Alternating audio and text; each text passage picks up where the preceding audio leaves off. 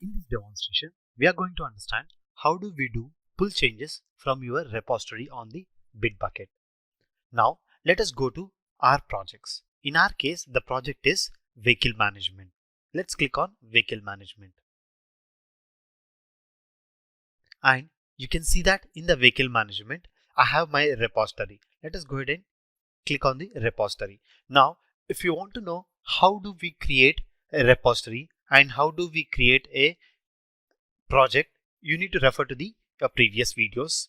Now, in this case, we have this repository. This repository has three files: readme, index, and main. And also, this repository has two branches. One is called as master branch. The other one is called development branch. Now, to create a master branch and development branch, you need to go back to your previous demonstrations and see how exactly the master branch is created and how exactly development branch is created. And a master branch is something which is created by default when you create the repository. Now let us go ahead and see what we can actually do here. Now in this case, what I am going to do is I am going to create a new branch and then see how can I pull the necessary files from that branch. Or what I can also do is I can also go ahead and do the master file and then do the management here. Maybe for example, I can click on this and click on add file. Now, as soon as you click on add file, you can see it is asking for me to give the file name. Maybe for example, I want to put supplies.txt. If this is the file that I would like to put here. Okay. Now you can clearly observe that. Okay. Here it is called as source. Okay. Then you can see here called as master branch. Okay. And you can write your code.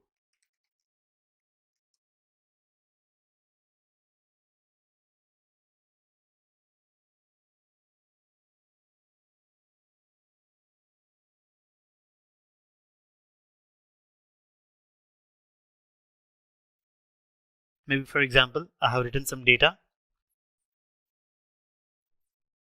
This is the place where you can actually work on and write. This is like an editor for you. So you can go ahead and do some changes here and then click on commit.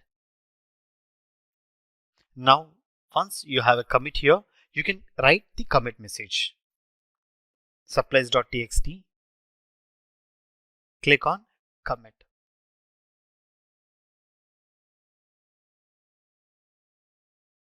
Once your commit is done, you can see the commit message. Okay, and the files change it here. If you want to put some comments, you can go ahead and put the comments here and the necessary files. For example, you can see that plus button here. Plus indicates that there is an addition. If you see minus, that means there is a subtraction or there is a data that is removed here. And you can observe clear plus 6, that means 6 lines got added, minus 0, that means there is no lines that got deleted here. Okay, and you can also see who has changed actually this file, what is the hash value of that file, and then in which branch the change happened. And if you have any tags, you can always go ahead and create a tag here. Maybe for example, the tag is a feature tag, feature 001. Maybe that's my tag. I can go ahead and create, or I can create something like this. Maybe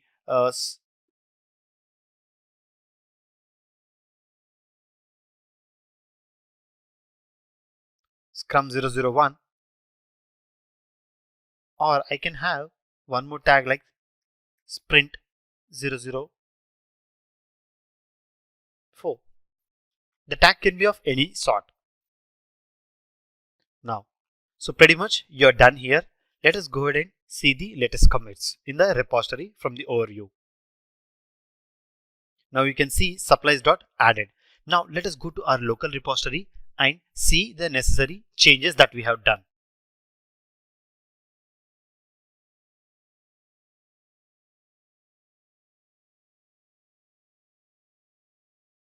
Now you can see that.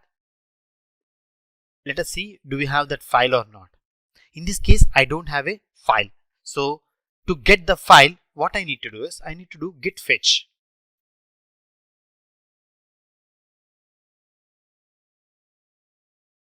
Now let us go ahead and see. Is the file still there? No. Why? Git fetch will only fetch the metadata. It will not fetch the real file. Now what you need to do is you need to do git pull origin master, because the data is there in the master branch. So you need to go ahead and pull. Pull is equivalent to a download. Now if you look at, I have index, main, readme and supplies.txt file. This is how what you are going to do is you are going to pull the changes from a remote repository. And the same thing that every developer in an organization has to do from time to time to get the updated files from the systems. I hope that was clear. And one thing which is very important here is to go to the branch section. And you can see you have all the branches. And you can also see here,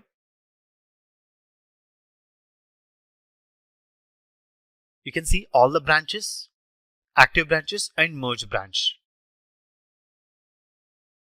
Release, hotfix, feature branch and bug branch. These are all the branches that you can actually go ahead and create it.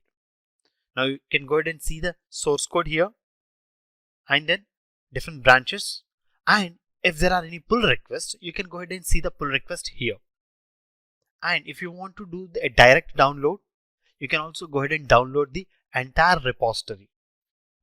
And if you want to do any settings on this repository, you can go ahead and do the necessary settings here.